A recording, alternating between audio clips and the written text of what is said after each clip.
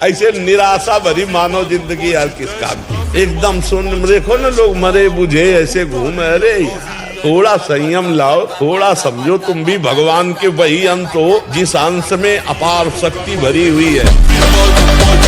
यही तो है, इतना वो प्रतिकूल से उछवाने लगता है कि अपने को शूट करवा दे, अपने को जहर खवा दे। ये मना ही तो है, बच्चा सारा खेल मना ही तो कर रहा है। इसलिए इसको सुधारने के लिए ही तो अध्यात्म है। सत्संग सुनो, नाम जप करो। ये जब गलत चिंतन कर रहा उसी समय राधा राधा राधा राधा राधा, इसको तो ये कहेगा बंद करो राधा राधा, हमारी बात सुनो, उसकी बात न सुनो। वो धीरे धीरे कब्जे में आता जाएगा। प्रारब्ध पत्नी आने से होता तो हम लोगों की तो पत्नी आई नहीं, हम लोग बच। बाबा जी से पूछो तो लगता है गृहस्थी का जीवन बहुत सही है। कम से कम रसोई में बैठ के गरम गरम रोटी तो मिलती है यार तुम्हें। कम से कम अपने दुख सुख की बात तो आप किसी से कह सकते हो, क्या किससे बात करें। तो आजकल बच पाना और दुर्लभ हो गया, क्योंकि मोबाइल भगवान है। मोबाइल भगवान में जहाँ जो जिस प्रदेश का जिस देश का जो चाहो उधर से देख सकते हो, नहीं उसमें सब कुछ विराजमान है। वो विश्व रूप है। मोबाइल मानो भगवान का विश्व रूप है। आप जो चाहो देख सकते हो। नए नए बच्चे पढ़े लिखे अब मोबाइल में गंदी बातें देखेंगे, गंदे विचार आएंगे, गंदी क्रियाएं करेंगे। कैसे उनको भगवत प्राप्ति का लक्ष्य बने। 100 बार गिरे उठ, फिर खड़ा और चल और रौन अपने लक्ष्य को प्राप्त कर। ये गिरना और निराश होना, हताश होना, ये हमारे जीवन में नहीं, बिल्कुल नहीं। हर कष्ट बढ़ते रहो, कदम आगे बढ़ाते रहो। बिल्कुल राइट टाइम उठना, राइट टाइम अपनी दिनचर्या करना, किसी भी तरह से परास्त न होना। बुखार है तो भी चलो, हमको पकड़ो, 2 लोग ले चलो। कल से पीछे जिंदगी में जो कुछ हुआ तुम चिंता मत करो, उसका शोक मत करो। अब तुम नाम जप करो, सब ठीक हो जाएगा। कृष्ण सूर्य सम माया है अंधकार, यहाँ कृष्ण कहाँ नहीं माया राधिका। वो शिव शक्ति है, अम्बा आद्याशक्ति है। एक अंश में सूर्य विद्यमान, आंख मिला के देखो 12 बजे दोपहर के, और अनंत सूर्यों जैसी कांति माँ भगवती की, महाबलशाली। त्रिभुवन में कोई पैदा नहीं हुआ कि अपने स्वरूप में आ जाए, उनसे आंख मिला लेते। भगवान शंकर भी चरणों में लौट गए, नहीं लौट गए। अब इस भोगाभ्यास की तरफ कदम, इस बात को हृदय में बैठा लीजिए। प्रवचन नहीं, ये हृदय बोल रहा है कि भगवान नाम जापक को किसी की सामर्थ्य नहीं परास्त कर सके। मेरे प्रीतम की इच्छा है कि हाथ पैर टूट के तू राधा राधा कमरे में बोल, तो ये बात मान सकते हैं। लेकिन कोई देवता, कोई प्रारब्ध, कोई ग्रह, कोई नक्षत्र मुझे परास्त कर दे, ऐसा कोई त्रिभुवन में नहीं। विचार बहुत बड़ी सिद्धि है, विचार ही बहुत बड़ी उपलब्धि है। विचार ही हमारे जीवन को उज्जवल बनाते हैं, विचार ही जीवन मृत्यु तुल्य कर देते हैं। भजन से क्या मिलता है? उत्तम विचार, तो किसी भी द्वंद्व का कोई प्रभाव नहीं। 1 सेकंड में हर विकार को मिटाकर भगवत स्वरूप में स्थित है। और यहाँ साक्षात उर्वशी एकांत समय स्वर्ग की रमणीयता बार बार आग्रह करे कि मैं तुम्हारी भक्त हूं। इंद्र ने आदेश किया मुझे स्वीकार करो। अर्जुन ने कहा अनिंदिते, मैं सत्य वचन कह रहा हूं। दिशा और विदिशा की अधिष्ठात्री देवियां मेरे इस वचन का अनुमोदन करें। माता कुंती, माद्री और सची और आप, इतना भी अंतर मेरे हृदय में नहीं है। रेडमेड, हाँ उसमें और ऐसे कुछ साधन है जिससे करिए। ये भजन है। अगर शरीर स्वस्थ है, पुष्ट है, तो आप भगवत सेवा, देश सेवा सब कर सकते हैं। उपासक को स्वतंत्रता तभी मिलेगी जब पहले शास्त्र और गुरु की परतंत्रता स्वीकार करे। शास्त्र और गुरु का भय, शास्त्र और गुरु का शासन स्वीकार करे, तो इंद्रियों के विषयों से हटने का उसको सौभाग्य मिल जाएगा। अगर वो शास्त्र और गुरु से स्वतंत्र है तो इन प्रपंच में वो परतंत्र रहेगा। सिद्धांत एक नियम लो, मोबाइल से कोई भी शास्त्र विरुद्ध गंदा दृश्य हम नहीं देखेंगे। श्री जी को साक्षी करके वृंदावन धाम में ये नियम लो कि हम व्यभिचार संबंधी, गंदे आचरण संबंधी, भगवत विमुख करने वाले दृश्य बातें हम नहीं देखेंगे। हम कह रहे बिल्कुल चैन में हो जाओ, हमारी बात को मान लो, आप बिल्कुल चैन में हो जाओ।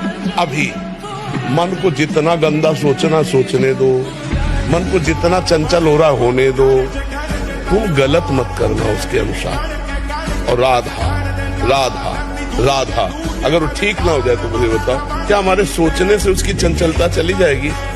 क्या हमारे रोकने से वो रुक जाएगा? तूफान कहीं रोकने से रुकता है? मन तूफान का भी बाप है।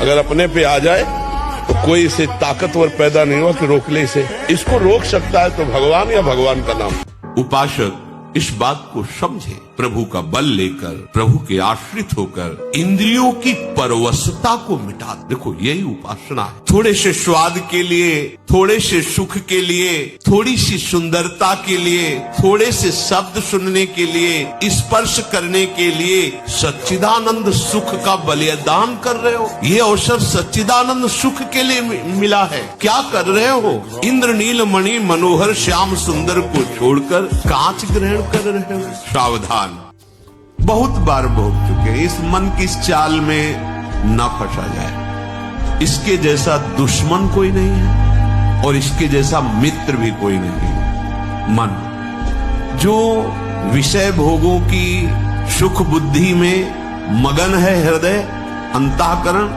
ये शत्रु है, बहुत बड़ा शत्रु। और जो निर्विषय होकर प्रभु की तरफ, ये बहुत बड़ा मित्र है। अर्थात ना जीता हुआ मन ही हमारा सबसे बड़ा दुश्मन है और जीता हुआ मन ये हमारा मित्र। जैसे हम बिठूर में गंगा के किनारे थे तो एक दिन एक शराबी हमें मिले। शराब पिए हुए थे और गए इधर आ। अब 17-18 की अवस्था, नए बच्चे थे। बल तो इतना था कि अगर ये कुछ उद्दंडता करेगा तो संभाल लेंगे। रब से ब्रह्मचर्य और दंड बैठक मारते थे तो बल तो था ही ऐसा कि अगर जरा भी उद्दंडता करेगा तो संभल जाएगा। कुछ ज्यादा है नहीं तो निर्भय होकर नजदीक है। देखो, यदि आप गंदी बातें करोगे, गंदी हरकतें करोगे, तो विश्व में कोई ऐसा वैद्य नहीं कि आपको ब्रह्मचारी दवा से बना दे। मान लीजिए, हमारी प्रार्थना मान लीजिए, यदि आपने अंगों को छेड़ा नहीं है तो लिख लो, आपका ब्रह्मचर्य क्षीण नहीं हो सकता। मानसिक चिंतन गंदा, प्रक्रियाएं आपकी गंदी, खान पान आपका ठीक नहीं, तो एक रोक के आप देखते जाना, आपको भजन में रुचि क्या, शरीर को नहीं संभाल पाओगे। संयम से रहो, व्यायाम करो, भजन करो, सत्संग सुनो, सबको सुख पहुंचाने की भावना रखो। अभी कमल जैसे खिले रहोगे, मुख प्रसन्न, तन तेज विराजा, कीने से रामचंद्र कर खाजा। ये बहुत ध्यान देने की बात है। सब माता पिता को चाहिए कि बच्चों में दैवी संपदा के संस्कार डालें। जब तक शास्त्र स्वाध्याय नहीं होगा, भगवान नाम जप नहीं होगा, जब तक प्रभु की आराधना नहीं होगी, तब तक उसमें दैवी संपदा आने वाली नहीं। आसुरी संपदा आएगी तो आपको ही बुढ़ापे में पीटेंगे। जीवन भर मोह किया है तो बैठ के रोगे कि एक बार तो लड़का बहू हमारी तरफ देख लेते, लेकिन लड़का बहू कार में बैठे हो, जा रहे हैं होटल में खाने हो, तुम वहां मच्छर तुम्हें खाएंगे बैठे बैठे। तो बिल्कुल डिप्रेशन में भी जाने की जरूरत नहीं। हमारे द्वारा जो शारीरिक गलतियां होती हैं, ये हमारे पूर्व जन्म की वासनाएं हैं। इनको नष्ट करने के लिए हमको मजबूत होना चाहिए, टूटना नहीं चाहिए। 100 बार हम हार जाएं, 1000 बार हार जाएं, तो भी हम कोशिश करेंगे उठकर खड़े होकर चलने की। वो तो बहादुर पुरुष है, उसी में पड़ा रहे तो फायदा नहीं। उठो बच्चा, ये सब डिस्टर्ब दिमाग से छोड़ो। राधा राधा राधा राधा राधा, सर्व पाप नष्ट हो जाएंगे। भगवान की शरण में तो आओ। अहम त्वां सर्व पापेभ्यो मोक्षयिष्यामि मा शुचः, मैं तुम्हें परम पवित्र कर दूंगा, सारे पाप नष्ट कर दूंगा। भगवान कह। बड़े शर्म की और दुर्भाग्य की बात है कि जिस देश में रामायण चलती हो, जिस देश में महाभारत चलती हो, जिस देश में सुखदेव राजगुरु भगत सिंह जैसे क्रांतिकारियों का जीवन पढ़ाया जाता हो, उस देश में कुछ सालों से, मैं कहूँगा कुछ वर्षों से, इतनी अश्लीलता, इतनी गंदगी नौजवानों को परोसी जा रही है। उनका चरित्र, उनके जीवन को बर्बाद करने के लिए बड़ी शर्म की बात है। अगर आप ब्रह्मचर्य का पालन करते हो, आप चरित्र का पालन करते हो, तो निश्चित तौर पर आपको परमात्मा का आशीर्वाद मिलेगा। आप ऐसा स्वभाव बनाइए कि यदि एक कमरे में आपको बहुत काल तक अकेला रहना पड़े, न किसी से मिलना, न किसी को देखना, न बोलना, तो आप रह सकें। इतना एकांत प्रिय स्वभाव बनाइए। बहुत स्वभाव आपका गंभीर होना चाहिए, एकांत प्रिय होना चाहिए। व्यवहार मर्यादा के अनुसार करना है। हम कह रहे हैं पशुओं के साथ व्यवहार करो, प्रिय व्यवहार करो, मित्रवत व्यवहार करो, लेकिन एक सीमा तक करो। देखो अलग अलग मर्यादा है। जैसे हम गौ के मूत्र का अपने हिंदू लोग पवित्र मानते हैं, गाय के गोबर को लीपते हैं, लेकिन कुत्ते के गोबर को तो नहीं लीप सकते। हर पशु की एक अपनी मर्यादा है, हम उस मर्यादा से चले। क्या मुर्दे जैसा जीवन, जो इंद्री जैसा चाहे वैसा डाउन कर दे, जैसा चाहे वो हमें शोक दे दे, दुख दे। थोड़ा सा साहसी बनो, तुम भगवान के अंश हो, तुम कुछ भी कर सकते हो, कुछ भी।